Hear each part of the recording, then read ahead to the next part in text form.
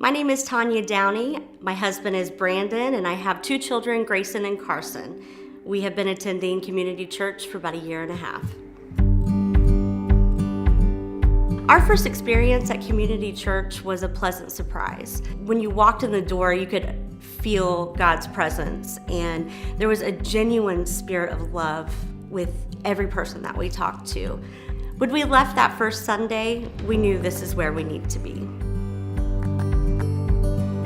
Early on, when we first started to attend community church, we were going through a transition phase in our own lives.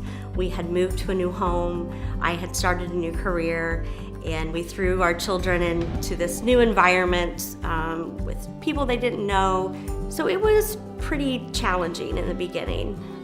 Our oldest son, Grayson, would cry and fight us every Sunday morning that we would go to church.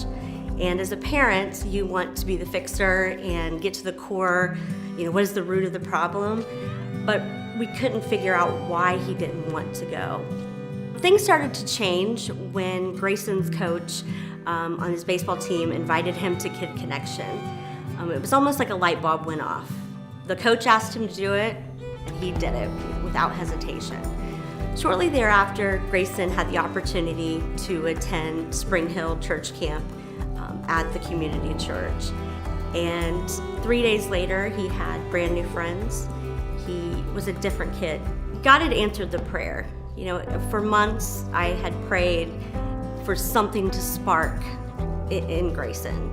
That take away the fear, the anxiety, whatever it was holding him back.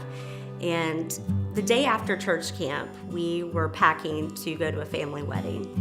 And Grayson came in the room and he said, "What are you doing?" And I said, "Oh, we're packing, we're staying overnight." And he just started crying.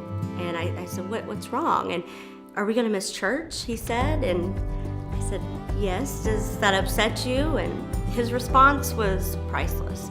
He said, "At church camp they taught us that when Jesus comes into your heart, your life is changed. And my life is changed because Jesus is in my heart, and I like church now."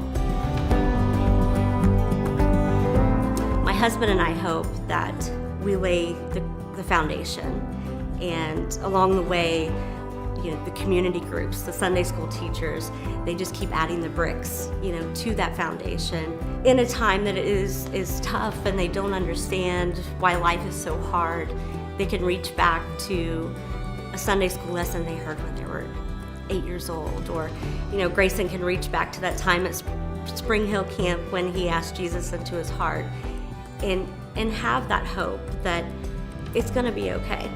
And it is okay because you have, not only do you have God on your side, but you have a community of people that are there rooting for you. God has led us here, and this is where He wants us to be. I feel my whole life I have met people at different places and wondered, why am I meeting this person in this chapter of my life? It's amazing what God does when you let go and you let Him just lead. We're where we're supposed to be.